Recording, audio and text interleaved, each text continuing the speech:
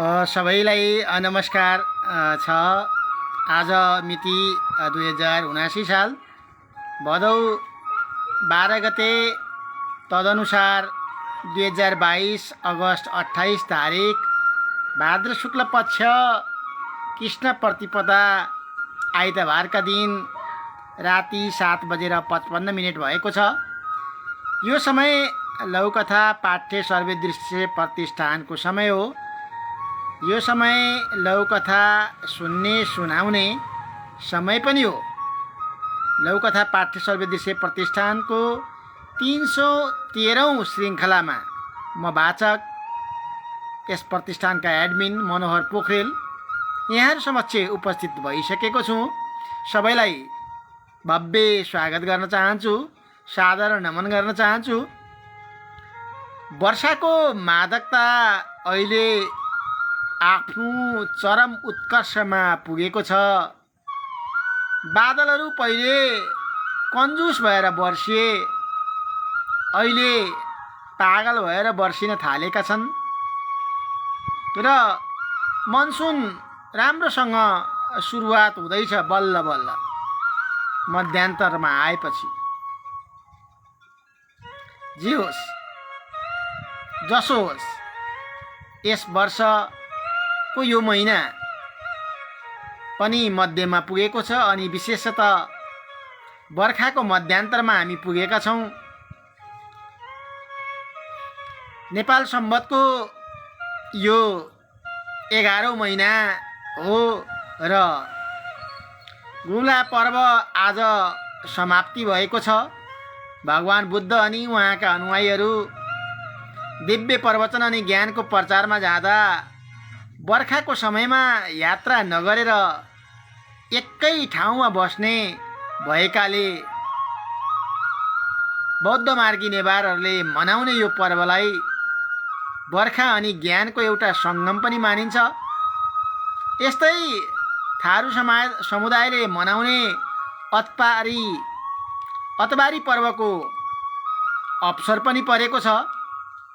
सबै दिदीबहिनी दाजुभाइहरूमा हार्दिक शुभकामना व्यक्त गर्न चाहन्छु। म हेरिरहेको छु, बृजमान तामाङजी आइसक्नु भएको छ, हेरिरहेको छ। पत्रकार बृजमान तामाङजीलाई भव्य स्वागत छ। गङ्गा खड्काजी पनि हेरिरहनु भएको छ।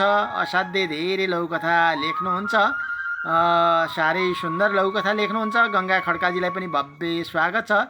सुधादेवजी, हाम्रो वाचक, साप्ताहिक वाचक सुधादेवजी पनि आज आउनुभएको छ समयमै, भव्य स्वागत छ। अरू पनि धेरैजनालाई म देखिरहेको छु। म क्रमशः सबैलाई शब्दले स्वागत गर्ने नै छु। पक्कै पनि हामीले श्रोता दर्शकहरूकै माया, स्नेह अनि हौसला पाएका छौँ र एकै दिन नबिराइकन 313 दिनसम्म लगातार हामीले यसै समयमा लौकथा वाचन गरिरहेका छौँ। यहाँहरूले देखाउनु भएको माया अनि सद्भावप्रति हामी कृतज्ञ छौँ, ऋणी छौँ। हाम्रा आदरणीय प्रयोगकर्ता, श्रोता, दर्शक, लौकथा प्रेमीहरूलाई प्रथम त धेरै धेरै धन्यवाद व्यक्त गर्न चाहन्छु। लौकथा पाठ्य सर्वे दृश्य प्रतिष्ठान 2078 कार्तिक 3 गतेबाट सुरु भएको हो र आज 313औं दिनमा हामी पुगेका छौँ। आज विशेष दिन पनि छ। आज हामीले एकजना महत्त्वपूर्ण व्यक्तित्वलाई, लौकथाको क्षेत्रमा अत्यन्तै महत्त्वपूर्ण व्यक्तित्व, चिर परिचित व्यक्तित्वलाई हामीले निमन्त्रणा पनि गरेका छौँ। म देखिरहेको छु पूजन न्यौपाने पौडेल पनि दाई नमस्कार भन्दै आइपुग्नु भएको छ। हार्दिक हार्दिक स्वागत छ, भव्य स्वागत छ र मेरो पनि नमस्कार छ। खगेन्द्र बस्यालजीले असाध्यै माया गर्नुहुन्छ हामीलाई। सम्पूर्ण लौकथाका मनमुटुका अतिरिक्त लौकथाका पदप्रदर्शक पाहुना डाक्टर पुष्कराज भट्टज्यूमा रूपन्देहीबाट नमस्कार भन्नुभएको छ। हार्दिक हार्दिक नमस्कार छ, भव्य स्वागत छ। खगेन्द्र बस्यालजीले हामीलाई हाम्रो लौकथा प्रतिष्ठानको पेजमा पोस्ट गर्नुभयो र अनि त्यसै गरी हामीलाई सल्लाह सुझाव दिएर मार्गदर्शन गरिरहनु भएको छ र अत्यन्तै स्नेह राख्नुहुन्छ। यसका लागि शुभभावना व्यक्त गर्न चाहन्छु। रोशन पराजुली पनि नमस्कार भन्दै आइपुग्नु भएको छ। लौकथाकार रोशन पराजुलीलाई पनि हार्दिक हार्दिक नमस्कार छ र भव्य स्वागत छ। हो, खगेन्द्र बस्यालजीले भन्नुभए जस्तै आज हामीले लौकथा क्षेत्रका एउटा सिद्धहस्त पुरुष, महत्त्वपूर्ण व्यक्तित्व डाक्टर पुष्कर राज भट्टज्यूलाई हामीले आमन्त्रण गरेका छौँ। यदि पुष्कर राज भट्टज्यू हेरिरहनु भएको छ भने उहाँलाई हार्दिक हार्दिक निमन्त्रणा गर्न चाहन्छु। उहाँलाई उपयुक्त लागेको समयमा उहाँ हामी बिचमा देखा पर्नुहुनेछ भन्ने पनि हामीले विश्वास गरेका छौँ। नारायण कोइरालाजी नमन सबैमा भन्दै हुनुहुन्छ। डाक्टर साहब एड हुँदै हुनुहुन्छ क्या अरे? मैले हार्दिक हार्दिक नमस्कार गरेँ डाक्टर साहबलाई। हाम्रो अहोभाग्य यति महत्त्वपूर्ण व्यक्तित्व हाम्रो लौकथा पाठ्य सर्वे दृश्य प्रतिष्ठानको फेसबुकमा प्रत्यक्ष आउनु भएको छ र हाम्रो लौकथा पाठ्य सर्वे दृश्य प्रतिष्ठानको गरिमालाई उच्च बनाउनु भएको छ। म डाक्टर साहबलाई हार्दिक हार्दिक स्वागत गर्न चाहन्छु, भव्य स्वागत गर्न चाहन्छु। डाक्टर साहब लौकथाको क्षेत्रमा चिनाइरहनु पर्ने नाम होइन।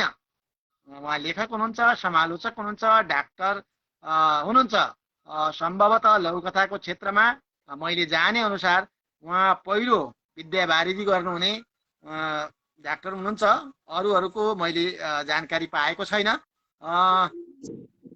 उहाँको जन्म मैले बुझेअनुसार दशरथ नगरपालिका 4 कुमाली बैतडी हो र हाल धनगढी उपमहानगरपालिका 5 कैलालीमा बसोबास गर्दै आइरहनु भएको छ। त्यहाँबाट बसाइ सराई गर्नुभएको छैन भने अहिले धनगढी उपमहानगरपालिका 5 कैलालीमा बसोबास गर्दै हुनुहुन्थ्यो पछिल्लो समय भन्ने मैले बुझेको छु। पेसागत रूपमा उहाँ पत्रकारिता पनि गर्नुहुन्छ, लेखक हुनुहुन्छ, समालोचक हुनुहुन्छ, हाम्रो लागि त प्रशिक्षक हुनुहुन्छ, गुरु हुनुहुन्छ। उहाँका धेरै कथाहरू मैले पढेको छु। बाका फोटाहरू, अस्मिता, सम्झनामा बा, मृत संवेदना, कोरोना पीडितका घरहरू लगायतका कथाहरू अहिले पनि म सम्झिरहेको छु, पढेको छु। उहाँलाई वैशाख महिनामा मात्रै सुदूरपश्चिमाञ्चल साहित्य समाजको सल्लाहकारमा उहाँ मनोनयन पनि हुनुभएको छ। अरू धेरै ठाउँमा उहाँ जनसांस्कृतिक महासङ्घ लगायत विभिन्न ठाउँमा उहाँ संलग्न हुनुहुन्छ, आबद्ध हुनुहुन्छ, लेखक सङ्घमा आबद्ध हुनुहुन्छ, धेरै ठाउँमा हुनुहुन्छ र उहाँ त्यस्तो व्यक्तित्व हो। मैले जाने अनुसार नेपाली लौकथा क्षेत्रमा संलग्न भइरहँदा, नेपाली लौकथा लेखिरहँदा लौकथामा उच्च तहको अनुसन्धान नभएको जब उहाँले महसुस गर्नुभयो अनि उहाँले यसै क्षेत्रमा अनुसन्धान गर्न जरुरी ठान्नुभयो र विद्यावारिधि गर्नुभयो, पिएचडी गर्नुभयो। म यस्ता महत्त्वपूर्ण व्यक्तित्वलाई हार्दिक भव्य स्वागत गर्न चाहन्छु। डाक्टर साहब, हजुरले पनि सबैलाई एकपल्ट हार्दिक स्वागत र आइसकेको जानकारी गराइदिनु होला। र मलाई लाग्छ उहाँलाई हेरिरहनु भएको छ। म आज डाक्टर साहबलाई केही हामी धेरै कुरा जान्ने प्रयत्न गर्नेछौँ। केही कथाहरू हामी लौकथा वाचन गर्नेछौँ र वाचन गरिसके पश्चात डाक्टर साहबले हामीलाई त्यसको सबल पक्ष, दुर्बल पक्ष, सच्याउनु पर्ने कुराहरू, अझै राम्रो बनाउनु पर्ने कुराहरूका बारेमा हामीलाई मार्गदर्शन गर्नुहुनेछ। डाक्टर साहब नमस्कार, म अगाडि बढौँ? नमस्कार हजुर, अब अगाडि बढौँ। हजुर, हस्, अब अगाडि बढौँ। हस् हस् हस् डाक्टर साहब नमस्कार। म अगाडि बढ्छु, हजुरको आज्ञा अनुसार म अगाडि बढे। पहिलो लौकथा प्रतिबिम्ब भनेर लिएका छौँ, जसको सर्जक खगेन्द्र बस्याल हुनुहुन्छ। उहाँले लौकथा यसरी लेख्नु भएको छ। उनकी बुहारीले तीजमा माइत जाने छाँटकाँट देखाइनन्। त्यो कारणबाट मन अमिलो बनाउँदै ससुराले उनीलाई सोधे, तिमीलाई तीजमा माइतबाट कसैले सम्झेर बोलाएनन् र? त्यो सुनेर उनीले भनिन्, तीजको बेला बाआमा बिनाको माइत नुन बिनाको तरकारी जस्तै लाग्दो रहेछ। यसैले बोलाए पनि नजाने निधो गरे। दिदीहरू आउँदै हुनुहुन्छ, यहाँ पनि धेरै काम छ नि, म गए कसले तीज रमाइलो बनाइदिने। श्रीमतीतिर समेत हेर्दै उनले भने, बामा नभए पनि दाजुभाइ त छँदैछन् नि, यताको कामको कुनै चिन्ता नलेऊ। उनीले फेरि भावुक हुँदै भनिन्, माइतमा जानु नचाहनुको कारण अर्कै छ बुवा। उनले आश्चर्य मान्दै सोधे, कसैले तिमीलाई मन दुख्ने कुरा भने कि? भए पनि त्यसो भनेको भए पनि सानोतिनो कुरामा मन दुखाएर माइत जान छोड्नु हुँदैन। मन सफा हुँदाहुँदै पनि कहिलेकाहीँ झुक्किएर अप्रिय शब्द बोल्न पुगिँदैन र? उनीले भनिन्, त्यस्तो केही भएको छैन बुवा। उनले भने, मनमा कुरा नराखेर तीजको बेला पनि माइत जान नचाहेको कारण बताऊ त, मलाई छटपटी भयो। उनीले गहभरि आँसु टल्काउँदै भनिन्, म दुलै भई भित्रिँदा तपाईहरूले चिन्ता नगर, हामीले बुहारी होइन छोरी भित्राएका छौँ भन्नुभएको थियो। यसैले त्यो दिनदेखि मैले तपाईँहरूलाई बाआमा भनेर सम्बोधन गरेकै छु। माइतका बाआमा धरतीबाट सदाका लागि अस्ताउनु भएपछि त झन् मलाई जन्माउने बाआमाको प्रतिबिम्ब तपाईँहरूको मुहारमा देख्न पुगे। यसैले कहिले पनि मलाई चुरो भएको आभास भएन। यस्तो बेला म माइत गए तपाईहरूलाई यो घर सुन्ने लाग्दैन त? कथा समाप्त भयो। तिलोत्तमा 9 रूपन्देही सरस्वती पथमा बस्नुहुने खगेन्द्र बस्यालज्यूले 79 माघ 8 गते सिर्जना गर्नु भएर पोस्ट गर्नुभएको यो लघुकथाका लागि सर्जक खगेन्द्र बस्यालजी प्रति हार्दिक आभार व्यक्त गर्न चाहन्छु। अत्यन्तै मिठो र मार्मिक कथा भएको छ। म यो लघुकथाका लागि डाक्टर साहब एकैपल्ट पछि हामी यसको बारेमा चर्चा गर्ने कि एउटा एउटा गरेर गर्दै जाने, के गर्दा उपयुक्त होला? बाटो देखाउनुहोस् त गुरु। यसमा एउटा एउटा गरेर गर्दा ठिक होला। एउटामा समीक्षा गरेर फेरि अर्कोमा जानु ठिक होला। हजुर, भर्खरै खगेन्द्र बस्यालजीको लघुकथा मैले वाचन गरेँ, हजुरहरूले सुनिरहनु भएको छ। लघुकथाको सबल र दुर्बल पक्ष का बारेमा जानकारी भयो भने नयाँ सर्जकहरूलाई पनि धेरै मार्गदर्शन थियो। यसको बुँदागत रूपमा या सम्भव भयो भने उदाहरण समेत देखाएर हामीलाई बाटो देखाइदिनका लागि मैले गुरु डाक्टर साहबलाई हार्दिक आग्रह गरेँ। यसको राम्रो पक्ष, नराम्रो पक्ष, सबल पक्ष र दुर्बल पक्ष के होलान् गुरु? यो लघुकथामा विशेष गरी एउटा महिलाले विवाह भइसकेपछि माइतीको सम्बन्धको कुरालाई एकातिर उठाएको छ भने अर्कोतिर घर परिवारको माहौल र त्यहाँको वातावरणले पनि उसको जीवनलाई प्रभावित गर्ने कुरालाई देखाएको छ। अर्थात् एउटा महिलाको जीवनमा दुईटा घरको प्रभाव हुँदो रहेछ। जन्मघरको एउटा प्रभाव हुन्छ, अर्को चाहिँ कर्म गर्नुको हुन्छ। जन्मघरको सन्दर्भमा आमा बुवाको जुन किसिमको संवेदना हुन्छ, जुन किसिमको उहाँहरूले माया ममता स्नेह दिनुहुन्छ, त्यो कुरा पछिल्लो पुस्तामा आइसकेपछि चाहिँ कम हुँदै जान्छ र क्रमशः चेलीका लागि माइती घर बिरानो बन्दै गएको हुन्छ भन्ने कुरा एउटा सन्देश यसमा आयो। अर्कोतिर घर परिवारमा राम्रो यदि सम्बन्ध हुने हो भने माइतीले गर्ने माया भन्दा पनि अनि घरबाट त्यो भन्दा पनि माया पाउन सक्छ र उसले आफूलाई त्यो घरमा चाहिँ राम्रो ढङ्गले समायोजन गर्न सक्छ, उसको जीवन सहज हुन सक्छ र उसले त्यही किसिमले त्यस घरका परिवारका सदस्यहरूको सम्बन्धलाई चाहिँ अगाडि बढाउँछ। यस कथामा चाहिँ बाबुआमा मृत भइसकेपछि माइतीघरको कुनै मूल्य नभएको कुरा एकातिर देखाएको छ भने अर्कोतिर बाबुआमाको रूपमा सासू ससुरालाई प्रस्तुत गरिएको छ र यसका माध्यमबाट एउटा परम्परागत भनाइ वा एउटा किसिमको चाहिँ मानिसहरूको भ्रम, सासू ससुरा भएपछि पीडक हुन्छन्, उनीहरूले दुख दिन्छन्, सताउँछन्, सासू र बुहारीको सम्बन्ध भनेको त झन् चाहिँ अत्यन्त दुश्मनीपूर्ण हुन्छ, त्यस्तै गरी ससुराहरू पनि पीडक चरित्रका हुन्छन् भन्ने किसिमको मानिसहरूको बुझाइ छ। त्यसलाई चाहिँ यो कथाले चाहिँ भङ्ग गरिदिएको छ। अर्थात् यो कथामा सकारात्मक चेतनालाई चाहिँ प्रस्तुत गरिएको छ। अर्थात् जीवनलाई बुझ्नका लागि भिन्न भिन्न पुस्ताहरूको बीचको सहसम्बन्ध हुनुपर्छ र त्यो सहसम्बन्धका माध्यमबाट उनीहरूले आफ्नो जीवनलाई चाहिँ सहज ढङ्गले अगाडि बढाउन सक्छन् भन्ने कुरा चाहिँ यो लघुकथामा आएको छ। यो लघुकथामा विशेष त एउटा माइतीको सन्दर्भको कुरालाई पनि जोडिएको छ, घरकोलाई पनि जोडिएको छ, दुईटा घटनाहरूलाई जोडिएको छ।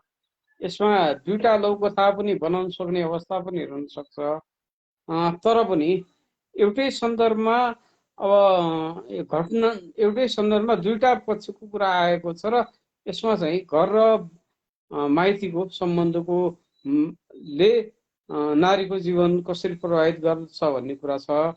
अनि यसमा चाहिँ लेखकले विशेष त यो संवादलाई चाहिँ छिटो छरितो बनाउन सक्नुभयो अनि लामो व्याख्यानबाट चाहिँ यसलाई मुक्त गर्न सक्नुभयो र सूत्रात्मक रूपमा प्रयोग गर्न सक्नुभयो भने यसले चाहिँ अझ बढी प्रभावकारिता हासिल गर्नेछ भन्ने मलाई लाग्छ। धन्यवाद।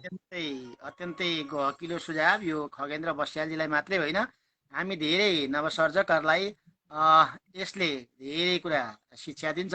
डाक्टर साहबको मैले अगाडि पनि अरू फेसबुक पेजबाट उहाँको हुने प्रशिक्षणात्मक ढङ्गको कार्यक्रमहरू मैले सुनेको छु र उहाँले लघुकथामा आख्यानात्मक सूक्ष्मताका साथै चोटिलोपन हुनुपर्छ, सूक्ष्मता हुनुपर्छ, व्यङ्ग्यात्मक हुनुपर्छ, अनि यसको अन्तिम वाक्यले प्रभावकारी विचार सन्देश प्रवाह गर्नुपर्छ, त्यो जहिले पनि सकारात्मक हुनुपर्छ भन्ने कुराले चाहिँ नि उहाँको यो भनाइलाई चाहिँ नि मैले टिपेको छु र उहाँले यो कुरा भनेको कुरा मैले धेरै पटक सुनेको छु र पक्कै पनि यो लघुकथा पनि सकारात्मक रूपमा सम्पन्न साथसाथै यसका केही अझै राम्रो बन्नका लागि हुन सक्ने सम्भावनाहरूको बारेमा उहाँले ल्याइदिनु भयो र हामीलाई मार्गदर्शन गर्नुभयो।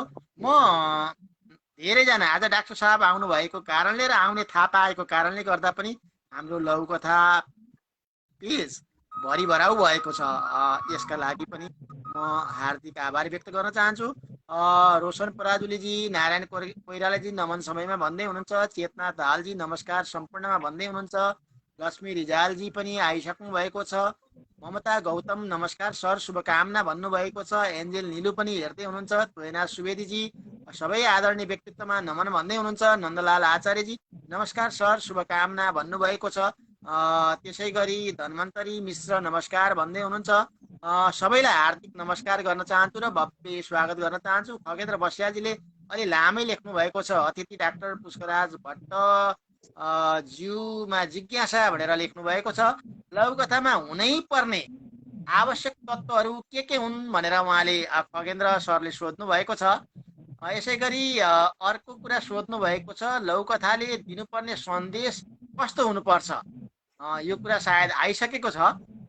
लघुकथामा हुन आवश्यक बीज वाक्य भनेको के हो भनेर पनि सोध्नु भएको छ र यो कहाँनिर प्रयोग हुन जरुरी छ भनेर उहाँले लेख्नु भएको छ। उहाँले प्रश्नहरू थुप्रै लेख्नु भएको रहेछ। एउटा अन्तिम प्रश्न लेख्नु भएको छ, लघुकथामा बन्द र खुला समापन गर्दा ख्याल गर्नुपर्ने कुराहरू के हुन्? लगभग 4वटा प्रश्न उहाँले यसैमा राख्नु भएको रहेछ। डाक्टर साहबलाई मैले दोहोऱ्याउनु पर्छ। पर्दैन।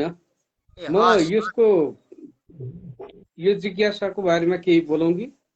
हजुर हजुर हजुर, बोल्नु हजुर। अँ, हजुर हुन्छ। यसमा चाहिँ दिएका प्रश्नहरूलाई म क्रमशः चाहिँ यसको उत्तर दिने प्रयास गर्नेछु। लघुकथामा हुनुपर्ने आवश्यक तत्त्वहरू भनेको छ। लघुकथामा हुनुपर्ने तत्त्वहरू, लघुकथा आख्यानको चाहिँ एउटा प्रमुख विधामध्ये एक हो। आख्यानको अन्य विधाहरूमा हुने तत्त्वहरू लघुकथाका पनि तत्त्व हुन्। जस्तो कथामा जुन तत्त्वहरू हुन्छ ती तत्त्वहरू लघुकथामा पनि हुन्छ। जस्तो चाहिँ कथानक हुन्छ, त्यसको चाहिँ परिवेश हुन्छ, चरित्र चित्रण हुन्छ, अनि दृष्टिबिन्दु हुन्छ, त्यस्तै गरी अनि त्यसको चाहिँ सन्देश हुन्छ लगायत पक्षहरू जे जति चाहिँ हामी कथामा प्रयोग गर्छौँ ती नै लघुकथा हो। तर लघुकथा र कथा बीचको अन्तर चाहिँ त्यो तत्त्वले मात्र फरक पर्ने होइन। त्यसमा चाहिँ हामीले मूल रूपमा के भनेका छौँ भने लघुकथामा आख्यानमा चाहिँ सूक्ष्मता हुनुपर्छ, त्यसै गरी सीमित परिवेश हुनुपर्छ, अनि चरित्र चित्रण गर्दा हामीले सीमित पात्रहरूको प्रयोग गर्नुपर्छ र त्यसमा छोटो चरित्र संवाद हुनुपर्छ, सूत्रात्मक वाक्यहरूको प्रयोग हुनुपर्छ र त्यसमा चरित्रको वर्णन गर्ने, त्यस्तै गरी परिवेशको चाहिँ वर्णन गर्ने सुविधा हामीलाई हुँदैन र त्यसमा हामीले चाहिँ कुनै न कुनै किसिमको प्रभावकारी विचार सन्देश दिनुपर्छ भन्ने कुरा चाहिँ रहन्छ। अब यसमा चाहिँ अर्को प्रश्न रहेको छ, लघुकथाले दिनुपर्ने सन्देश कस्तो हुनुपर्ने छ? लघुकथाले दिनुपर्ने सन्देश एउटै किसिमको हुँदैन, किनभने लघुकथाको प्रकृति अनुसार चाहिँ त्यसको सन्देश पनि फरक हुन्छ। कुनै लघुकथामा राजनीतिक विकृति विसङ्गतिको विरोध होला, कुनैमा चाहिँ सामाजिक विकृति विरोधी चेतना होला, कुनैमा चाहिँ सन्देश होला, कुनैमा व्यङ्ग्य होला, कुनैमा चाहिँ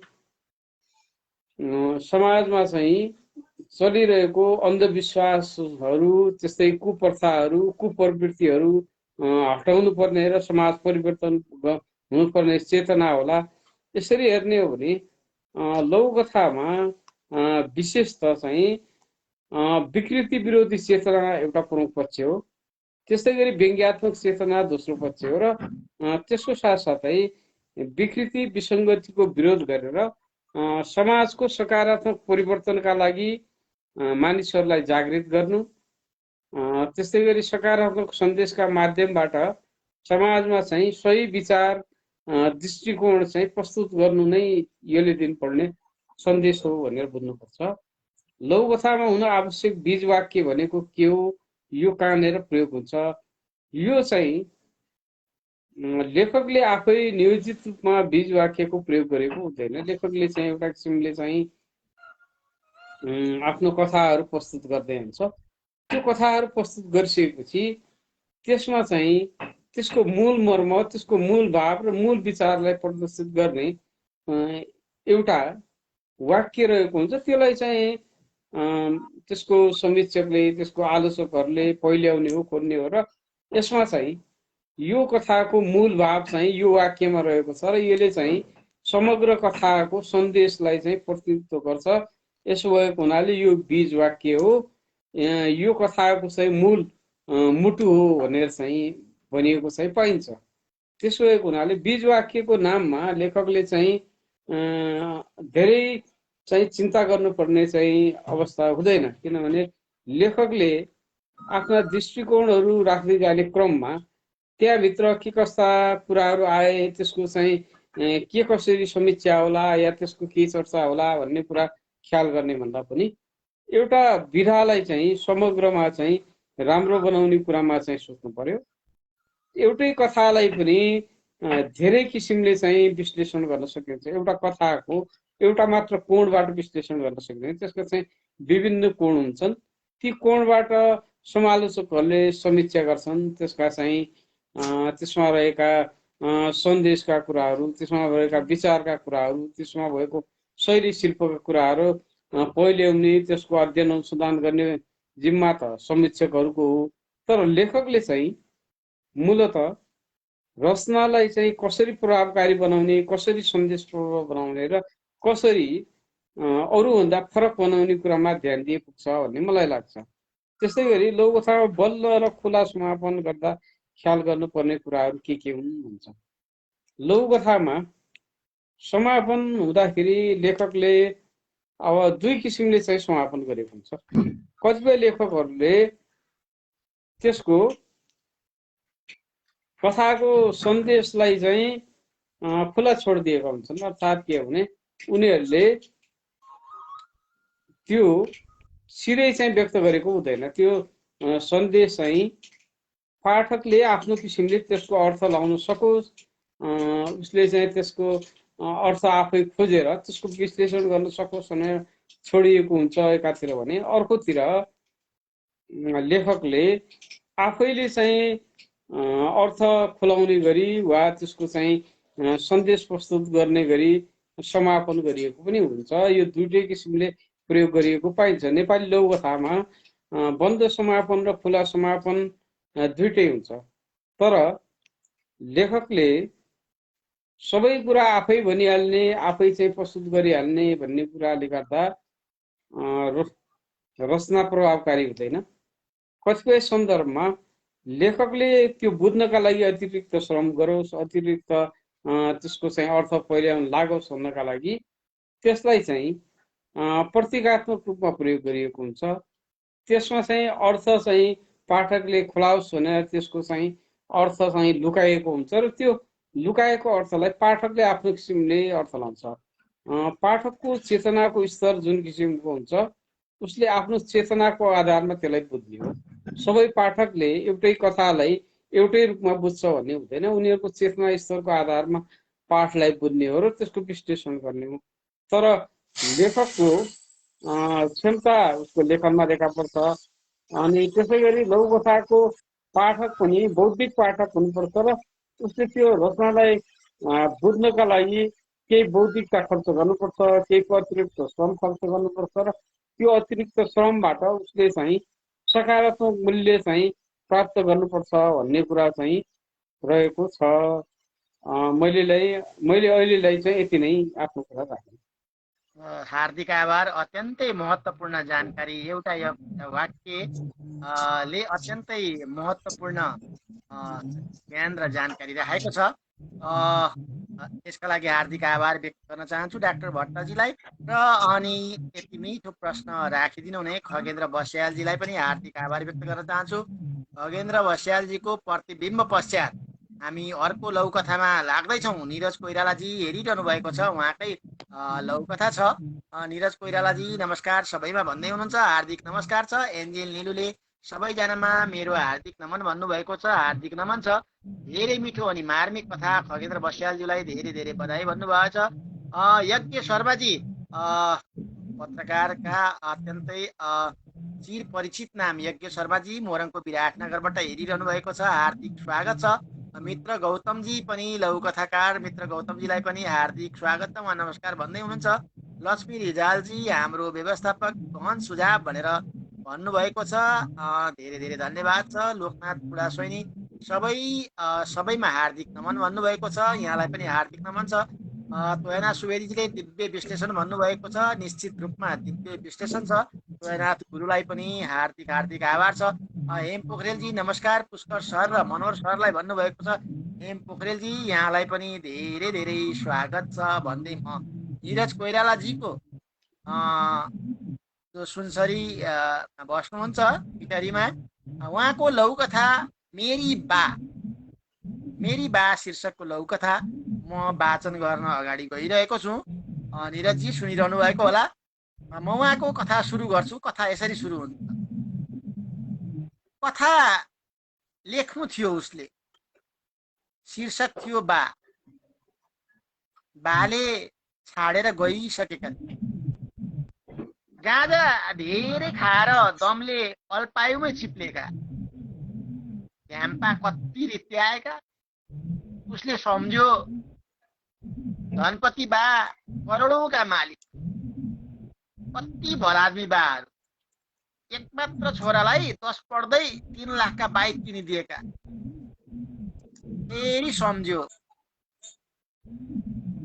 धनपतिले बाइक किनेको 3 दिनमै छोरो गुमाएका थिए। सम्झियो खाडीमा हाड घोटेर छोराछोरी होस्टल कोचर्ने बाहरू, गेम खेल्न महँगो मोबाइल पठाउने बाहरू, प्रशस्त पैसा दिएर छोराछोरी गजेडी बनाउने बाहरू, छोराछोरीलाई करोडौँ जम्मा गरिदिएर नालायक बनाउने बाहरू फेरि सम्झियो।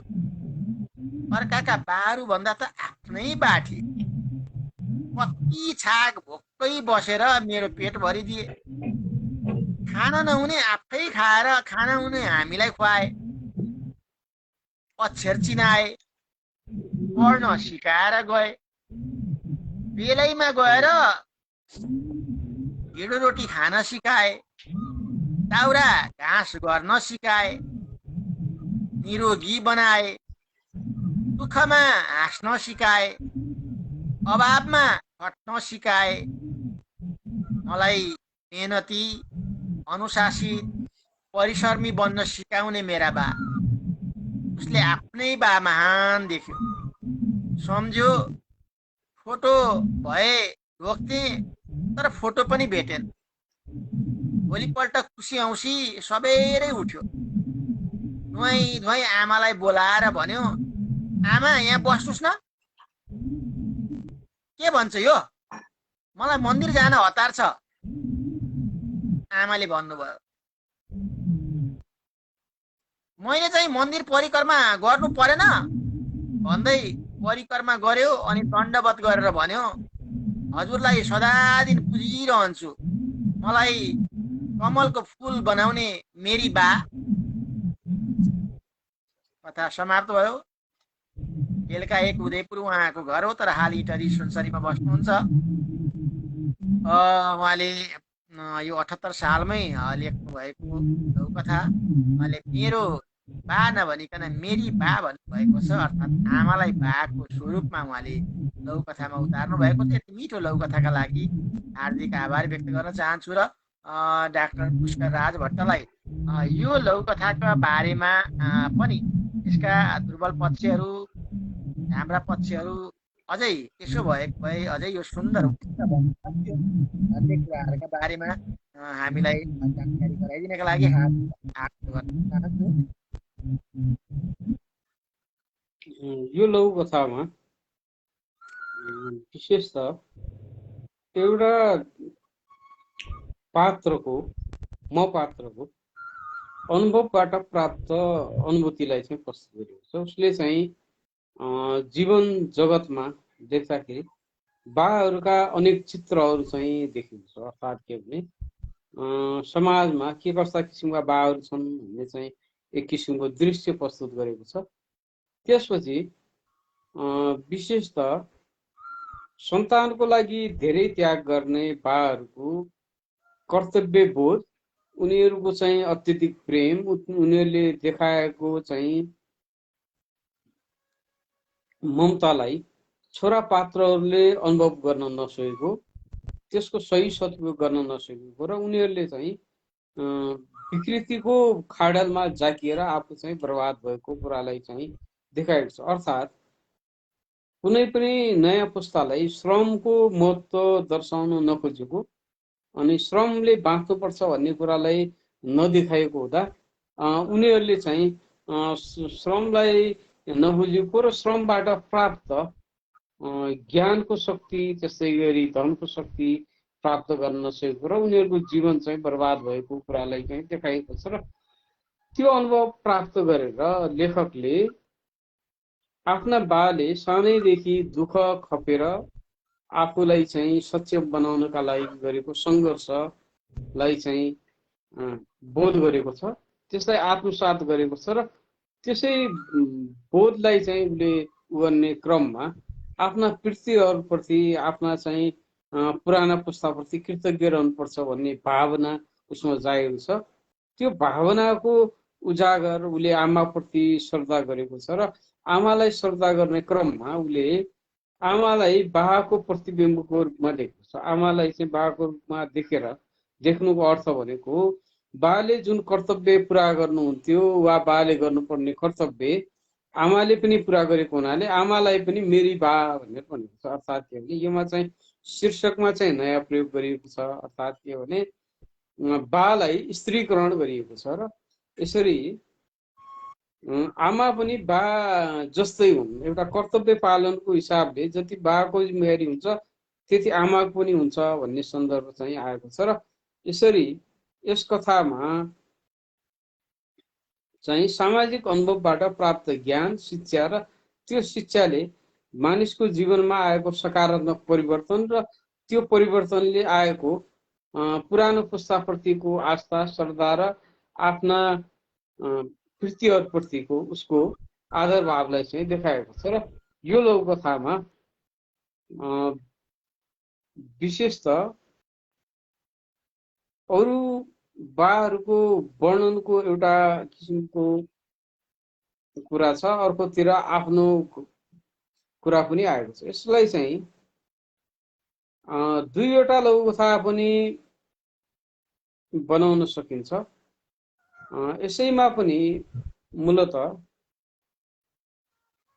यो जसरी प्रारम्भमा अरूको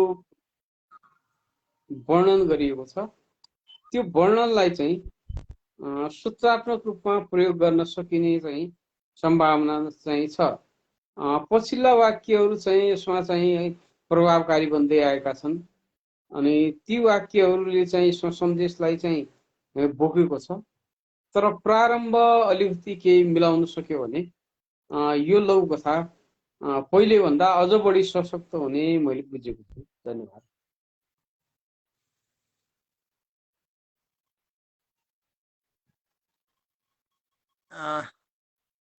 हार्दिक आभार छ। मलाई पनि यो लघुकथाको शीर्षकले नै मन छोएको थियो। लघुकथाको अन्त्य समापन अत्यन्तै राम्रो छ। यसका लागि म लघुकथाकार निरज कोइरालाजीलाई पनि हार्दिक आभार व्यक्त गर्न चाहन्छु। अब म समयलाई घेर नफालिकन तेस्रो लघुकथा वाचन गर्न गइरहेको छु।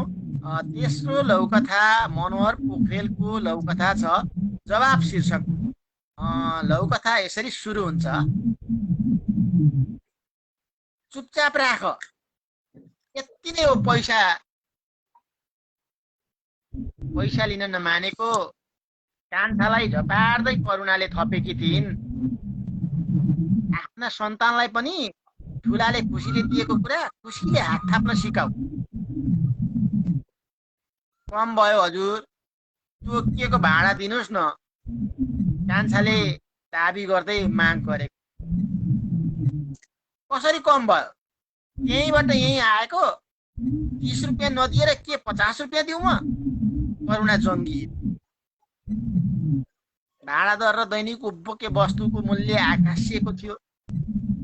मूल्य वृद्धिले दैनिकी कष्टकर बन्दै गएको थियो। आधारभूत आवश्यकता पूर्ति गर्न कठिन हुँदै गएपछि करुणा पनि पैसा जोगाउने अभियानमा थिइन्। करुणाले आफ्नो अडानमा अडिग रहँदै थपिन्, मलाई बाहिरको ठानेर ठग्ने कोसिस नगर, म पनि स्थानीय हुँ। डिजेल पेट्रोलको मूल्य बढेपछि भाडा दर बढेको भनेर कान्छाले तर्क सार्दै भन्यो, 50 मागेको होइन हजुर, डिजेल पेट्रोलको मूल्य बढेसँगै पछिल्लो 1 महिनादेखि 40 रुपियाँ हो भाडा। करुणा छक्क परिन् र भनिन्, के हावा कुरा गर्छौ भाइ? रिक्सालाई त डिजेल पेट्रोल चाहिँदैन त, कि रातिको पेट्रोलको खर्चको लागि बढी मागेको? कान्छाले इन्धनको मूल्य वृद्धिसँगै ढुवानी र लागत भाडा पनि बढ्नाले सबैको भाउ बढेको विनम्रतापूर्वक अवगत गराए। सबै मजदुर मदिराको अमली नहुने समेत उल्लेख गर्न भुलेनन्। तापनि करुणा जिद्दीको फराकिलो सागर खन्नमै व्यस्त रहे। उसले करुणाको मगज हल्लने गरी भन्दै बाटो दाग्यो, परमेश्वर मेरा सन्तान म झै सहनशील र उपकारी रहन्, गरिबको मन चिमट्ने कोही नहुन्। कथा सकियो। यो 79 भदौ 8 गते लघुकथा पाठ प्रतिष्ठानमा सम्प्रेषित भएको लघुकथा हो। र यो लघुकथाका बारेमा पनि डाक्टर साहबलाई सिक्नुपर्ने कुराहरू लघुकथाकारले यो लघुकथाबाट सिक्नुपर्ने कुराहरू के छन्, सबल दुर्बल पक्षहरू के छन्, मलाई दिएर मार्गदर्शन गरिदिनु हुनका लागि हार्दिक आग्रह गर्न चाहन्छु। यस लघुकथामा दुईटा वर्गहरूको बीचको चाहिँ सङ्घर्षलाई देखाएको छ। अर्थात् यहाँ पात्रहरू दुईटा छन्, तर उनीहरूले दुईटा वर्गको प्रतिनिधित्व गरेको छ। जस्तो महिलाले चाहिँ सम्पन्न वर्गको प्रतिनिधित्व गरेको छ। उसले एउटा मजदुरको श्रमको मूल्यलाई चाहिँ चिनेको छैन। उसले आफ्नो स्वार्थका लागि एउटा सामान्य मजदुरी गर्ने मानिसलाई चाहिँ पज्याउने, उसबाट आफ्नो फाइदा लिने र आफ्नो हैकम लाद्ने काम गरेको छ। यसरी उसले एउटा श्रमिकको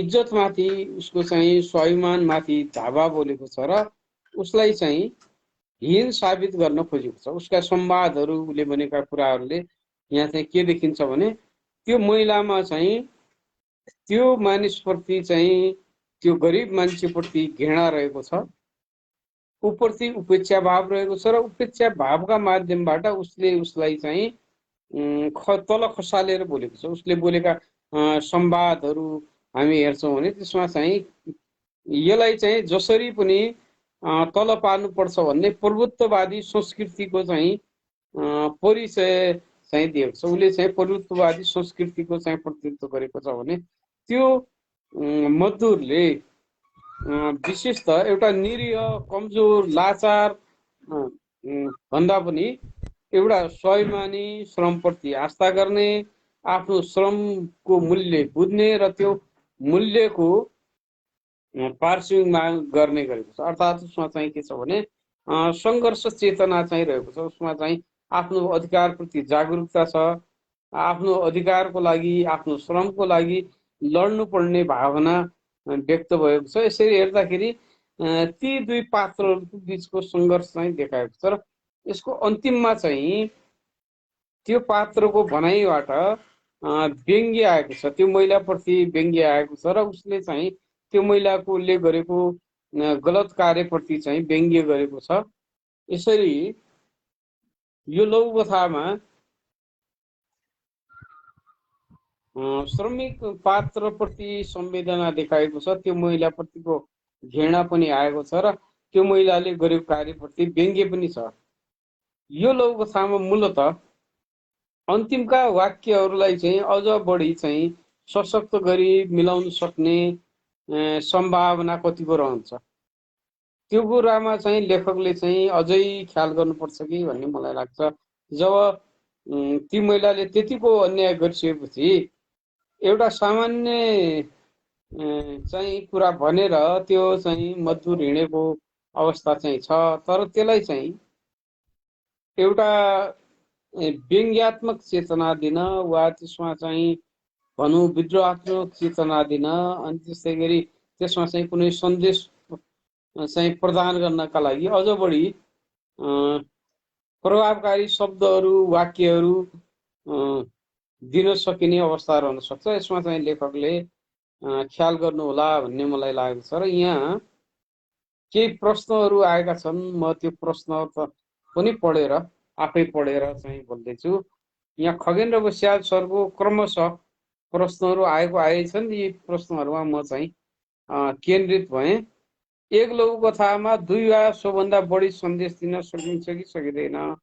एउटा लघुकथामा सामान्यतया एउटा सन्देश आउँछ, त्यो सन्देश चाहिँ अलिकति प्रभावकारी हुन्छ, तर कतिपय लघुकथामा एकभन्दा बढी सन्देश पनि हुन सक्छ। त्यो सन्देशहरूलाई चाहिँ बोध गर्ने भनेको त्यसको पाठकले हो। त्यसले चाहिँ पाठकले चाहिँ त्यसबाट कतिवटा सन्देशहरू पाइन्छन् भन्ने कुरा चाहिँ बोध गर्न सक्छ। त्यो बोध गर्ने क्रममा चाहिँ सामान्य पाठकले त्यसको अर्थ नजान्न पनि सक्छ। त्यसको लागि एउटा विशिष्ट समालोचक वा विशिष्ट अध्येता ले त्यसभित्र लुकेका अर्थहरू, त्यसभित्र लुकेका चाहिँ सन्देशहरूलाई पनि खोज्न सक्छ। लेखकले पनि एउटा लघुकथामा एकभन्दा बढी सन्देश पनि दिन सक्छ। त्यो सन्देशहरू एउटै मात्र हुनुपर्छ भन्ने कुनै बाध्यता चाहिँ रहँदैन। अनि अर्को प्रश्न रहेको छ, लघुकथाको शीर्षक कस्तो हुनुपर्छ, बढीमा कति शब्द शीर्षकमा राख्न सकिन्छ भनिएको छ। लघुकथा चाहिँ एउटा चाहिँ सूत्रात्मक रूपमा अभिव्यक्त गरिने विधा भएको हुनाले यसको शीर्षक पनि सूत्रात्मक हुनुपर्छ। सूत्रात्मक हुनुको अर्थ कथामा रहेको, लघुकथामा रहेको सारा सारलाई चाहिँ तपाईँले शीर्षकमै व्यक्त गरिहाल्नुभयो भने त्यसले चाहिँ लघुकथा प्रभावकारी हुँदैन। किनभने शीर्षकले नै सबै बोलिसकेपछि कथा पढ्नु नै पर्दैन, त्यो सब शीर्षकले नै बोलिहाल्छ। त्यसो भएको हुनाले शीर्षक चाहिँ अलिकति उत्सुकता लाग्ने खालको चाहिँ हुनुपर्छ। कम्तीमा शीर्षक पढिसकेपछि यो शीर्षकभित्र कथा के होला भन्ने कुरा चाहिँ थाहा पाउनुको लागि मानिसले चाहिँ पुरै कथा पढोस्। त्यो पढ्न सक्ने वातावरण चाहिँ लेखकले निर्माण गर्ने हो, त्यो पाठकले चाहिँ निर्माण गर्ने होइन। त्यसो भएको हुनाले लेखकले लघुकथाको शीर्षक चाहिँ सूत्रात्मक राख्नुपर्छ। सूत्रात्मक शीर्षक राख्दाखेरि 1 वा 2 वाक्यसम्म राख्नु चाहिँ उपयुक्त हुन्छ। वाक्यात्मक संरचना यसको लागि आवश्यक हुँदैन। वाक्यात्मक संरचना भइसकेपछि चाहिँ यसको सम्पूर्ण अर्थ चाहिँ खुल्ने, त्यो आउने र त्यसले चाहिँ अन्य विधाको जस्तो शीर्षक राख्नेमा जान्छ, त्यतातिर चाहिँ हामी जानु हुँदैन। र अनि त्यसमा चाहिँ शब्दको लागि भन्ने हुने एउटा या दुईटा शब्द चाहिँ ठिक हुन्छ। प्रतीकात्मक शीर्षक प्रतीकात्मक हुनुपर्छ। त्यसले चाहिँ कथाले बोकेको मूल्य चाहिँ लाई ग्रहण गर्नुपर्छ र कथाको सारवस्तु शीर्षकबाट झल्किनुपर्छ। शीर्षकबाट यदि कथाको सारवस्तु झल्केन भने त्यो शीर्षक र कथा बिचको तादम्यता हुँदैन र त्यो तादम्यता नहुँदाखेरि रचना प्रभावकारी हुँदैन, पाठकले गर्ने बोध चाहिँ महत्त्वपूर्ण हुन सक्दैन र त्यसले गर्दा चाहिँ लेखकलाई नै हानि पुग्छ भन्ने मलाई चाहिँ लागेको छ। धन्यवाद। धेरै धेरै हार्दिक आभार। सरीको हिनरवाबाट म देखिरहेको छु रविन्द्र कोइरालाजी आइपुग्नु भएको छ। सबले स्वागत छ। प्रेम पुनः मगर पनि नमस्कार सरहरू भन्दै आइपुग्नु भएको छ। उहाँलाई पनि नमस्कार छ। निरज कोइरालाजीले डाक्टर साहबलाई लघुकथाको मिठो प्रतिक्रियाका लागि हार्दिक आभार व्यक्त गर्नुभएको छ। यसै गरी धेरैजना आउनु भएको छ, भएको छ। अलिकति पढ्न गाह्रो भयो मलाई। निरजीको कथाप्रति उहाँले प्रतिक्रिया गर्नुभएको छ। पोखरेलजीले पनि दुवै सरहरूलाई नमस्कार भन्नुभएको छ। म सबैलाई भव्य स्वागत गर्दै खगेन्द्र सरलाई पनि प्रश्नका लागि हार्दिक आभार व्यक्त गर्न चाहन्छु र केही जुन हामीले जरुरी छ भन्ने बुझेको छौँ, केही कुराहरू म डाक्टर साहबलाई कुराकानीका दौरानमा हामी जानकारी दिन चाहन्छौँ कि यो लघुकथामा बनोट र बुनोट भन्नाले के भनेर बुझ्ने, बनोट र बुनोट आधारमा लघुकथाको मूल्याङ्कन कसरी गर्ने भन्ने कुराहरूको बारेमा अलिकति जानकारी गराइदिनुहुन्छ डाक्टर साहब? लघुकथामा बनोट र बुनोटको कुरा हेर्दाखेरि यो बनोट र बुनोट भन्ने कुरा विशेष त लेखकले त्यसमा चाहिँ बढी दिमाग खियाउने भन्दा पनि त्यसमा चाहिँ त्यसमा समीक्षकहरूले त्यो लघुकथाको बनोट कस्तो रहेको छ अनि त्यसमा चाहिँ बुनोट कस्तो रहेछ भन्ने चाहिँ विश्लेषण गर्ने गरेको चाहिँ पाइन्छ। लेखकले एउटा आख्यानात्मक संरचनामा चाहिँ लघुकथा निर्माण गर्छ, त्यसका आवश्यक अभियोगहरू तयार गर्छ र त्यसलाई चाहिँ प्रस्तुत गर्छ।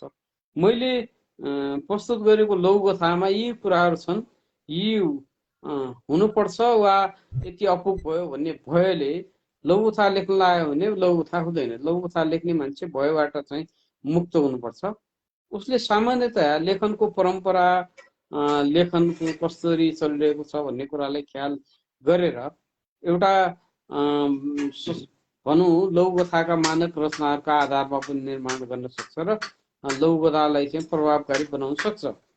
अब जहाँसम्म बनोट र बुनोटको कुरा छ, बनोटले चाहिँ यसको चाहिँ बाह्य संरचनालाई देखाउँछ र बाह्य संरचना देखाउने क्रममा यसका तत्त्वहरू के कसरी मिलेका छन्, मिलेका छैनन्, अनि तत्त्वहरूको समायोजन कस्तो किसिमले गरिएको छ, अनि ती तत्त्वहरूले यो कथालाई चाहिँ कति प्रभावकारी बनाएको छ भन्ने कुरालाई चाहिँ देखाउँछ। त्यस्तै गरी बुनोट चाहिँ यसको आन्तरिक पक्षसँग सम्बन्धित हो। त्यसमा चाहिँ बिम्ब, प्रतीक, अलङ्कार जस्ता कुराहरू कति आएका छन्, अनि तिनीहरू के कसरी अभिव्यक्त भएका छन् र तिनले चाहिँ कथालाई चाहिँ कति प्रभावकारी बनाएका छन् भन्ने कुरा हुन्छ। त्यसमा चाहिँ जस्तो कि कतिपय लघुकथामा चाहिँ विश्लेषणयुक्त भाषाको प्रयोग गरिएको हुन्छ, त्यस्तै गरी समानान्तरताको प्रयोग गरिएको हुन्छ, लगायत एउटा भाषिक रूपमा विभिन्न उपकरणहरूको प्रयोग गरिएको हुन्छ र त्यो उपकरणका माध्यमबाट कथालाई चाहिँ सुन्दर बनाउने चाहिँ प्रयास गरिएको हुन्छ। र यसरी लेखकले एउटा रचना निर्माण गर्छ। त्यो रचनालाई चाहिँ विश्लेषण गर्ने एउटा मात्र आधार हुँदैन, त्यो विश्लेषणका चाहिँ धेरै आधार हुन्छ। जस्तो चाहिँ विधा सिद्धान्तको आधारमा रचनाको विश्लेषण हुन्छ, त्यसको चाहिँ शैली वैज्ञानिक अध्ययन हुन्छ, त्यस्तै गरी त्यसको चाहिँ अनि भाव सौन्दर्यको अलगै विश्लेषण हुन्छ र त्यसका मा अव्यक्त विचारलाई पनि विभिन्न कोणबाट, विभिन्न सिद्धान्तका आधारबाट चाहिँ विश्लेषण हुन सक्छ। त्यसो भएको हुनाले लेखकले आफ्ना रचनालाई चाहिँ आधारभूत रूपमा लघुकथाका मान्यताहरू जो चाहिँ अति आवश्यक पर्छ त्यो कुरालाई ध्यान दिएर रचना सिर्जना गर्ने कुरा प्रमुख हो। अनि त्यो सिद्धान्तको भारी बोकेर अनि धेरै त्यसबाट चाहिँ आतंकित भएर डराएर लेख्ने होइन। एउटा रचनालाई कसरी चाहिँ प्रभावकारी बनाउनका लागि यसको शैली पक्ष त छँदै छ, ठिकै छ, शैली चाहिँ आफ्नो किसिमले एउटा लेखकको मौलिक शैली बन्दै जान्छ, तर यसमा चाहिँ अव्यक्त गरिने विचार कसरी प्रभावकारी बनाउने, कसरी चाहिँ सशक्त चेतनालाई प्रस्तुत गर्ने, कसरी समसामयिक चेतनाको चाहिँ सशक्त अभिव्यक्ति दिने, त्यसमा चाहिँ अहिलेको समसामयिक जीवनको यथार्थको अभिव्यक्ति, त्यो यथार्थलाई चाहिँ कसरी चाहिँ प्रभावकारी बनाउने, त्यो प्रभावकारी बनाउने क्रममा चाहिँ त्यसमा अब विभिन्न पक्षहरू आउँछ, त्यसमा व्यङ्ग्य आउँछ, विद्रोह आउँछ, सन्देश आउँछ, विभिन्न कुराहरू हुन्छ। ती सबैको चाहिँ समायोजन गरेर अगाडि बढ्यो भने राम्रो हुन्छ भन्ने मलाई लाग्छ। पछिल्लो समय लघुकथाको धेरै विकास भएको छ। लघुकथाको प्रचार प्रसार पनि विभिन्न फेसबुक पेज माध्यमबाट प्रशस्त मात्रामा भइरहेको छ। लघुकथाकारहरू धेरै जन्मिएका पनि छन्, नयाँ नयाँ लघुकथाकारहरू, र ठुलो सङ्ख्यामा लघुकथाहरू लेख्न थालेको छ। तर यसका अहिले समसामयिक लघुकथाहरूका चाहिँ नि ठुलो सङ्ख्यामा जसरी लेखिँदैछ, यसका लेखनका कमजोरीहरू पनि पक्कै होलान्। त्यो कमजोरीहरू के होलान् भन्ने हजुरले अनुभूति गरिरहनु भएको छ, त्यसका बारेमा यसो जानकारी गराइदिनुहोस् त सर। हामीले हुन्छ, अहिले चाहिँ जसरी चाहिँ हाम्रो लघुकथाहरू आइरहेको छ, हामीले यसको सीमाको बारेमा चिन्ता गर्ने भन्दा पनि यसको चाहिँ सकारात्मक पक्षलाई पनि हेर्नुपर्छ। अहिले नेपाली लघुकथामा चाहिँ मानिसहरूको चाहिँ धेरै उत्साह बढेको छ। साहित्यतर्फ प्रवृत्त नभएका मान्छेहरू, साहित्यप्रति वास्ता नभएका, सामान्य चाहिँ साहित्यप्रति कुनै चाहिँ लगाव नभएका मानिसहरूलाई पनि नेपाली साहित्यमा जोड्ने काम चाहिँ लघुकथा लेखनले जोडेको छ। अर्थात् नेपाली साहित्यमा त एउटा भाषा भयो, अनि त्यसपछि नेपालका विभिन्न भाषाहरू भए, त्यसपछि चाहिँ अन्य भाषाहरूको माध्यमबाट पनि आयो। अर्थात् के भने नेपाल देशमा मात्र नभएर नेपाली साहित्य त विश्वभरि छ, अनि विश्वभरिका नेपालीहरूलाई चाहिँ जोड्ने काम पनि गरेको छ। र यसले विशेषतः एउटा मानिसलाई चाहिँ समयको अव्ययबाट बचाएको छ। उनीहरूलाई चाहिँ एउटा नकारात्मक चिन्तन पालेर बस्ने, अन्य अनावश्यक कामहरू बस्ने भन्दा पनि एउटा सकारात्मक चेतनामा चाहिँ प्रवृत्त गराएको छ, समाज बोध गराएको छ। समाजलाई कसरी हेर्ने, जीवनलाई कसरी हेर्ने, हाम्रा संस्कृति, चाल चलन लगायत परम्पराहरूलाई कसरी हेर्ने, अहिलेको मानिसको भोगाइलाई चाहिँ कसरी अभिव्यक्त गर्ने आदि बारेमा चिन्तनशीलहरू बनाएको छ। अर्थात् एउटा रचना लेख्दाखेरि लेखकले एउटा कथा मात्र प्रस्तुत गरिएको हुँदैन, तत्कालीन समाजप्रतिको चाहिँ उसको चेतना, उसको चाहिँ बुझाइ, उसको आग्रह चाहिँ प्रस्तुत गर्छ। र यसले गर्दा एउटा समाजप्रतिको चाहिँ अन्तर्क्रिया गर्ने अवसर पनि दिएको छ। मानिसलाई चाहिँ समाजलाई चाहिँ बुझ्ने अवसर दिएको छ र उसलाई चाहिँ जागृत गराएको छ। अर्थात् उसले चाहिँ एउटा सचेत नागरिकहरू निर्माण गर्ने काममा चाहिँ महत्त्वपूर्ण योगदान दिएको छ। अहिले लोककथाहरू बढिरहेको छ, त्यसमा चाहिँ अब सिक्ने क्रम पनि जारी छ। अनि त्यस्तै गरी मानिसहरू काम गर्दा गर्दै अब त्यसमा खारिँदै पनि गएका छन्। अब विकासको चरणमा प्रारम्भमा लेखकले धेरै रचनाहरू लेख्छ, त्यसलाई कति छिटो प्रकाशित गरौँ भन्छ, त्यसलाई चाहिँ प्रस्तुत गर्न हतारिन्छ। उसले चाहिँ त्यसलाई चाहिँ बढीभन्दा बढी मानिसका बिचमा पुग्छ। त्यो उसको हुटुटी, उसको जागरुकतालाई हामीले चाहिँ मार्नु हुँदैन। एउटा नयाँ लेखक हो भनेर चाहिँ उसलाई व्यवस्था गर्नु हुँदैन। उसप्रतिको चाहिँ सम्भावनाहरूलाई हामीले देख्नुपर्छ र त्यो सम्भावनाहरूलाई चिनेर ती सम्भावनाहरूलाई चाहिँ शक्तिमा कसरी विकास गर्ने भन्ने बारेमा पनि सोध्नुपर्छ। त्यसो भएको हुनाले हामीले सीमाभन्दा पनि उपलब्धितिर बढी ध्यान दिनुपर्छ भन्ने मलाई लाग्छ। अनि सीमाकै कुरा गर्ने हो भने अहिले बिना साधना एकैचोटि चाहिँ माथि पुग्न चाहने प्रवृत्ति पनि बढेको छ। एउटा निश्चित मानिसले केही रचनाहरू जम्मा गर्ने बित्तिकै तिनलाई चाहिँ कृतिको रूपमा ल्याइहाल्ने, अनि त्यसमा चाहिँ आर्थिक रूपमा धेरै खर्च गरेर त्यसको प्रचार विमोचन लगायत यावत कार्यहरू गर्ने, भोज भतेर गर्ने, अनि चाहिँ अब भनौँ सञ्चार माध्यममा हल्ला गर्ने र त्यसका माध्यमबाट आफू स्थापित भइहाल्ने भनेर चाहिँ अब अगाडि बढेको पनि पाइन्छ। त्यो पनि बढेकै छ। अब लघुकथाको जागरणको लागि, यसको प्रचारका लागि त्यो कुरा ठिकै हो। तर एउटा लेखकले कति रचनाहरू लेख्यो वा कति त्यसलाई चाहिँ प्रस्तुत गर्यो, कति त्यसको विज्ञापन गर्यो, कति चाहिँ देखियो भन्दा पनि उसले कति राम्रा सशक्त रचनाहरू लेख्यो, ती रचनाहरूले बढीभन्दा बढी मान्छेहरूलाई प्रभावित गर्न सक्यो कि सकेन, अनि त्यो प्रभावले गर्दा मानिसहरूलाई चाहिँ वर्षौंसम्म अमिट छोड्न सक्यो कि सकेन भन्ने कुरा चाहिँ प्रमुख। एउटा रचना मानिसको स्मृतिमा कतिसम्म बाँच्छ त? मानिसको स्मृतिमा वर्षौंसम्म बाँच्न सक्ने सशक्त रचनाहरू यदि निर्माण गर्यो भने त कमै रचनाले पनि त लेखक बाँच्छ नि त। नेपाली साहित्यको धेरै ठुला लेखकहरू अहिलेको जस्तो प्रविधि पनि थिएन, प्रसार पनि थिएन, प्रकाशनको सुविधा पनि थिएन, कम लेखेर पनि त सशक्त रचना लेखेर चाहिँ बाँचेका छन्। त्यसो हुनाले रचना अब कम लेख्नुपर्छ, धेरै लेख्नुहुन्न भन्ने कुरा त होइन।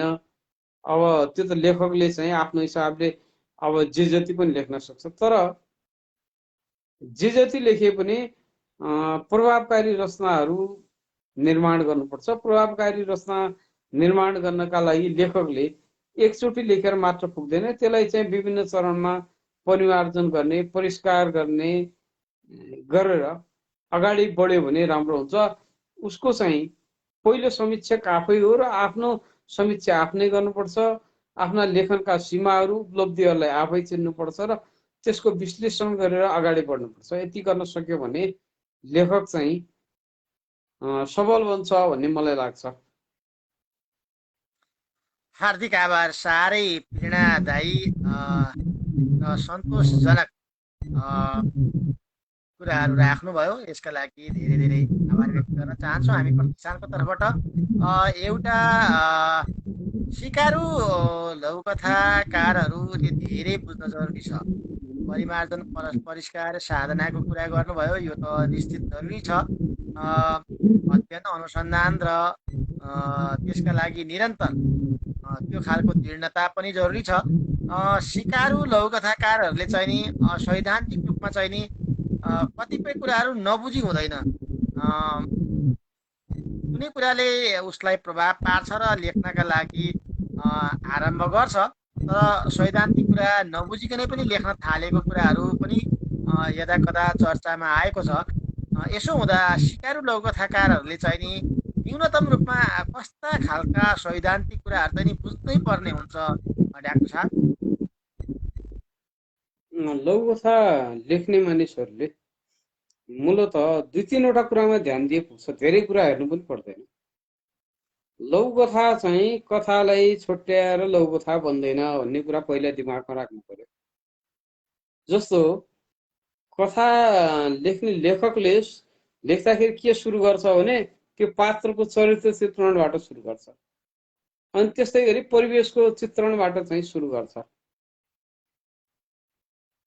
अनि उसले चाहिँ लामा लामा अब भाषणहरू चाहिँ प्रस्तुत गर्छ, अर्थात् संवादमा चाहिँ लामा लामा व्याख्यानहरू भाषणहरू गर्छ। यो चाहिँ कथाको शैली हो। यो शैलीलाई चाहिँ चटक्कै भुलिहाल्नु पर्यो।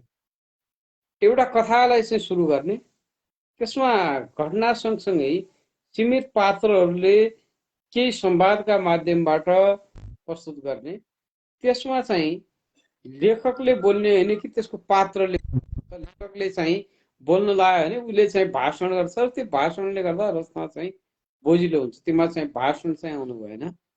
अनि त्यसपछि पात्रकोले चाहिँ सीमित आवश्यक कुराहरू राख्छ, त्यो आवश्यक किसिमको चाहिँ अनुकूल परिवेशलाई चाहिँ सूत्रात्मक प्रस्तुत गर्ने। एउटा घटना सुरु गरेर हुन्छ, विकास हुन्छ, एउटा किसिमको विचार अघि बढ्छ र अन्त्यमा चाहिँ एउटा पाठकले थाहा नपाउने गरी आकस्मिक अन्त्य हुन्छ। र त्यो आकस्मिक हुने क्रममा प्रारम्भमा जुन खाले विचारहरू आएको हुन्छ, त्यो विचारभन्दा फरक खाले विचार, सन्देश वा अभिव्यक्ति चाहिँ आउँछ। त्यति कुरा ख्याल गर्यो भने लघुकथा रचना चाहिँ प्रभावकारी हुन्छ। त्यसमा चाहिँ धेरै चाहिँ मगज खेलाइराख्नुपर्छ भन्ने मलाई लाग्दैन। हार्दिक आभार। समय पनि 1 घन्टा बितिसकेछ, पत्तै भएन हामीलाई चाहिँ नि। मैले अब धेरै कुरा आइसकेको छ, धेरै कुरा उहाँलाई जति सोधे पनि, जति लामो समयसम्म सोधे पनि उहाँले हामीलाई निरन्तर रूपमा सिकाउने सिक्ने कुराहरू धेरै छन् र उहाँसँग त्यस्तो धेरै कुराहरू छ। मैले अब एउटा अन्तिम प्रश्न राखेर चाहिँ नि बिदा माग्ने चेष्टा गर्नेछौँ। कतिपय कुराहरू हामीले सोध्न जानेनौँ अथवा भन्न जानेनौँ। डाक्टर साहब छुट्टिनु भएको हो, अलग हुनुभएको हो? हामीले सोध्न बिर्सेका केही कुराहरू थिए भने जानकारी गराइदिनु हुन भनेर मैले सोध्न खोजेको थिएँ। यदि एड हुन मिल्छ भने डाक्टर साहब लाई एड गरिदिनका लागि म आग्रह गर्छु। सायद 1 घन्टाको समय बित्यो, उहाँको कनेक्ट सक्यो। म तथापि उहाँ जानुभएको छ, यदि जोडिनु भयो भने म फेरि जोड्ने प्रयत्न गर्छु। अन्यथा धेरै कुराहरू आइसकेको छ। सुनिता निरौला पौडेललाई म देखिरहेको छु। नमस्कार पुष्कर सर भन्दै हुनुहुन्छ। अनि नमस्कार लक्ष्मी सर हजुरलाई भन्दै हुनुहुन्छ। हार्दिक हार्दिक नमस्कार। मेरो पनि नमस्कार सम्पूर्णमा भनेर भन्दै हुनुहुन्छ। सुनिता निरौलालाई पनि नमस्कार छ। उपलब्धि पूर्ण भइरहेको छ कार्यक्रम भनेर एम पोखरेलले लेख्नु भएको छ। हार्दिक आभार छ यो मिठो टिप्पणीका लागि, यो प्रोत्साहनयुक्त टिप्पणीका लागि। टोयना सुवेदीले गहन प्रश्नहरूको लागि पश्यालजीलाई नमन भनेर भन्नुभएको छ। उहाँ हेडिङ भइरहनु भएको छ, उहाँको सायद कनेक्ट कट्यो अथवा समय सकिएको कारणले कनेक्ट कटेको हो कि एउटा अन्तिम प्रश्न थियो डाक्टर साहब। हामीले कतिपय कुराहरू सोध्न जानेनौँ अथवा आएन, हाम्रो क्षमताले भ्याएन। हामीले सोध्नै पर्ने केही कुराहरू थियो होला, अथवा हजुरले भन्नै पर्ने कुराहरू, हामीलाई सिकाउनै पर्ने कुराहरू, कतिपय कुराहरू थियो होला। यदि त्यस्तो हो भने हजुरलाई म केही कुराहरू राखिदिन, आफ्नो तर्फबाट राखिदिनका लागि म विनम्रतापूर्वक आग्रह गर्न चाहन्छु। विशेष त कुनै पनि लेखक चाहिँ पूर्ण चाहिँ हुँदैन। उसको चाहिँ लेखनमा चाहिँ उसले चाहिँ नयाँ नयाँ कुराहरू सिक्ने, जान्ने र अगाडि बढ्ने कुरा चाहिँ हेरिरहन्छ। एउटा स्थापित भएको लेखकले सम्पूर्ण कुरा जानेको छ, मात्र उसले सबै कुरा सिकिसकेको छ भन्ने कुरा हुँदैन। विशेष त साहित्य लेखन भनेको सृजनात्मक कार्य भएको हुनाले उसले चाहिँ सृजनाका माध्यमबाट नयाँ नयाँ कुराहरू चाहिँ, नयाँ नयाँ शैलीहरू, नयाँ नयाँ विषयवस्तुहरू, सन्दर्भहरूलाई प्रस्तुत गर्छ र त्यसको माध्यमबाट चाहिँ उसले आफूलाई चाहिँ अरूभन्दा सबल रूपमा देखा पर्छ। त्यसो भएको हुनाले एउटा सिकाइको चाहिँ अन्त्य हुँदैन। त्यसो भएको हुनाले मैले सबै थोक जानिसकेँ, अब मैले जान्नु बाँकी केही छैन, अब मेरो चाहिँ अब यति नै हो भन्ने कुरा यदि कुनै पनि मानिसले सोच्यो भने उसको चाहिँ विकास चाहिँ अवरुद्ध हुन्छ र उसले विगतको आफ्नो उपलब्धिमाथि नै गौरव बोध गरेर बस्छ, आत्म प्रशंसामा बाँच्छ र उसले प्रगति चाहिँ गर्दैन। त्यसो भएको हुनाले हरेक समय लेखकले समाजबाट, जीवनबाट, संस्कृतिबाट केही न केही कुरा सिकिरहेको हुन्छ र त्यो सिकेको कुरालाई, ग्रहण गरेको कुरालाई प्रस्तुत गर्न सक्यो भने ऊ चाहिँ एउटा सफलताको श्रेणीहरूमा चाहिँ अगाडि बढ्दै जान्छ। त्यसो भएको हुनाले हामीले सिक्ने कुरा, जान्ने कुरा चाहिँ कहिले पनि अन्त्य हुँदैनन् भन्ने कुरा चाहिँ बुझ्नुपर्छ।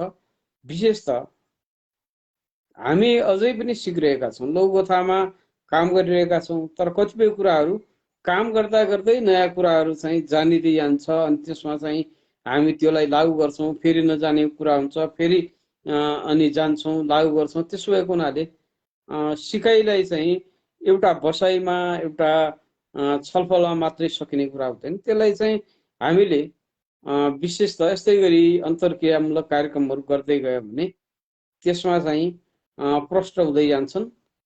कतिपय कुरा मैले पनि सिकेँ होला आजको बसाइबाट, कतिपय कुरा अब अरू साथीहरूले सिक्नुभयो होला। यो सिक्ने र सिकाउने क्रम चाहिँ निरन्तर जारी हुनुपर्छ भन्ने मलाई लाग्छ र मेरो बुझाइमा चाहिँ हामीले चाहिँ एउटा हिंताबोधबाट पनि मुक्त हुनुपर्छ। मैले के जानेको छैन, म जान्दैन भन्ने कुराबाट पनि मुक्त हुनुपर्छ। अर्को कुरा के हो भने मैले सबै थोक जानिसकेँ, अब त केही गर्नु नपर्ला भन्ने पनि हुँदैन। त्यो एउटा चाहिँ जीवनको चाहिँ निरन्तर प्रक्रिया हो र त्यो प्रक्रियामा सामेल हुँदाखेरि हामीले चाहिँ सबै कुरालाई चाहिँ सहज रूपमा लिएर अगाडि बढ्यौँ भने त्यसले हाम्रो विकासलाई चाहिँ गति दिन्छ भन्ने मलाई चाहिँ लाग्दछ। मलाई चाहिँ आजको कार्यक्रममा बोलाएर आफ्नो विचार राख्ने मौका दिनुभएकोमा यो हजुरहरूको जुन चाहिँ समूह छ, यो समूह आबद्ध चाहिँ सम्पूर्ण व्यवस्थापक साथीहरू, त्यस्तै गरी आज उपस्थित हुनुभएका सम्पूर्ण साथीहरूप्रति म हार्दिक आभार प्रकट गर्छु। धन्यवाद। हार्दिक आभार छ। आजको 313औं श्रृङ्खलालाई विशेष बनाइदिनु भएकोमा डाक्टर पुष्कर राज भट्टलाई धेरैभन्दा धेरै धन्यवाद ज्ञापन गर्न चाहन्छौँ। हामी लघुकथा पाठ्य सर्वे दृश्य प्रतिष्ठानको तर्फबाट निरन्तर लघुकथा यात्रामा सक्रिय रहनुहोस्, स्वस्थ रहनुहोस् र लघुकथा पाठ्य सर्वे दृश्य प्रतिष्ठानको लघुकथा विकास अभियानमा हामी जुन लागिरहेका छौँ त्यसमा हजुरको सहयोग, समर्थन, स्नेह र आशीर्वाद सदैव प्राप्त भइरहोस् भनेर पनि कामना गर्न चाहन्छु, विश्वास गर्न चाहन्छु र साह्रै प्रेरणादायी रह्यो यहाँका दृष्टिकोणहरू साह्रै प्रोत्साहनयुक्त रह्यो। यहाँका विचारहरू, भनाइहरू, सिक्नै पर्ने कुराहरू, बुझ्नै पर्ने कुराहरू धेरै मैले जानकारी पाएँ। मलाई लाग्छ धेरै सिकारु लघुकथाकारहरूले यसबाट धेरै लाभ लिएको हुनुपर्छ। यसलाई पटक पटक सुन्न पनि सकिन्छ। हामी यसलाई फेसबुक पेजमा त रहन्छ नै, हामी यसलाई युट्युबमा पनि यसलाई रूपान्तरण गर्नेछौँ र यसमा धेरै महत्त्वपूर्ण ज्ञानका कुराहरू छन् र यसर्थ पनि हामीले यसलाई युट्युबमा संरक्षित गर्नेछौँ र त्यसमा पटक पटक सुनेर हामीले लाभ लिन सक्नेछौँ र यति महत्त्वपूर्ण जानकारी, प्रेरणादायी भनाइहरू, प्रोत्साहनयुक्त कुराहरूले हामीलाई ओतप्रोत बनाएको छ। यसका लागि डाक्टर साहबलाई हार्दिक हार्दिक आभार व्यक्त गर्न चाहन्छु। हार्दिक आभार व्यक्त गरेँ डाक्टर साहब, र यति अमूल्य समय दिनुभयो धन्यवाद सर। त्यसका लागि म हार्दिक धन्यवाद आभार व्यक्त सर गर्न चाहन्छु। विशेष सर। सहजै ढङ्गले हाम्रो निमन्त्रणलाई हजुर स्वीकार गरिदिनु भयो। त्यसका लागि पनि आभार व्यक्त गर्न चाहन्छु। फेरि पनि हामीले निमन्त्रणा गऱ्यौँ भने यसै गरी आइदिनु हुनेछ र हामीलाई दीक्षित बनाउनु हुनेछ भनेर पनि मैले अपेक्षा गरेको छु। हार्दिक धन्यवाद व्यक्त गर्दै म एउटा अन्तिममा एउटा लघुकथा वाचन गरेर चाहिँ नि आजको लघुकथा वाचन प्रक्रियाबाट चाहिँ नि बिदा हुन चाहन्छौँ। यो अन्तिम लघुकथा चाहिँ नि मैले वाचन मात्रै गर्नेछु। रुख पूजा शीर्षकको लघुकथा छ, जसलाई लक्ष्मी रिजालले लेख्नु भएको छ। यो लघुकथा निकै चर्चित पनि भयो लक्ष्मी रिजालजीको। लघुकथा यसरी सुरु भएको छ। मेरी सङ्गिनी सरिता वरपरका रुखहरूमा पानी पटाउने मात्रै नभई पूजा समेत गरिरहेकी थिए। मैले त्यसलाई चाखेँ, उसलाई छामेँ, सबै मतलबी पाएँ। बरु यसलाई पुज्न सके घाँस दिन्छ, बाँस दिन्छ, कपास दिन्छ, सास दिन्छ। हामीलाई यसभन्दा बढ्ता अरू के चाहियो र? उसको फेदलाई अङ्कमाल गर्दै ऊ बरबराएको सुन्दा म छक्क परेँ। ऐ, आज आमाको मुख हेर्ने दिन हो, आमाको कुरा गर न। के को चुनावी कुरा गर्छस्? मैले दिक्क मान्दै प्रश्न थुपाएँ। म पनि आमाकै गुणगान गाउँदैछु, तैँले नबुझेको मात्रै हो। उसको कथनले मेरो छातीमै मुक्का बज्यो। लु त पुष्टि गर त, मैले चुनौती तेर्सा। उसले प्रस्ट्याउँदै भट्याई, तँलाई मेरो गोप्य रहस्य खोल्छु, म बिना आमाकी छोरी हुँ। मेरा यी बाबुले होटलमा दुध पुर्याएर फर्कदा सालनाल सहित मलाई झाडीमा भेटेर घर ल्याएका रे। पछि बाबुले बिहे गरे, सन्तान भएनन्। कान्छी आमा ल्याए, मनको चाह पुरा भएन। नयाँ छौन्जेल दुवै आमाले मलाई माया गरे। पुरानी हुँदै गएपछि मलाई कालो बिच्छी सम्झन थाल्यो। म छक्क परि त। ऊ थप्दी थिए, त मेरी आतकी साथी होस्, कसैलाई नभन्नी। मेरो टाउको हल्लाउन साथ मेरो बुद्धिको बिर्को फुत्त खुल्ने गरी भने, हेर, मलाई त्यस रुखले बाउ दियो, आमाको स्नेह र न्यानो दियो, अहिलेसम्म हर आवश्यकता पुरा गरिरहेको छ। त्यसैले आजदेखि मैले बुझेँ, रुख नै मेरी आमा हो। हार्दिक आभार व्यक्त गर्न चाहन्छु। लक्ष्मी रिजालजीको यो लघुकथा थियो, हाम्रो व्यवस्थापक लक्ष्मी रिजालजीको। धेरै मिठो लघुकथाका लागि हार्दिक आभार।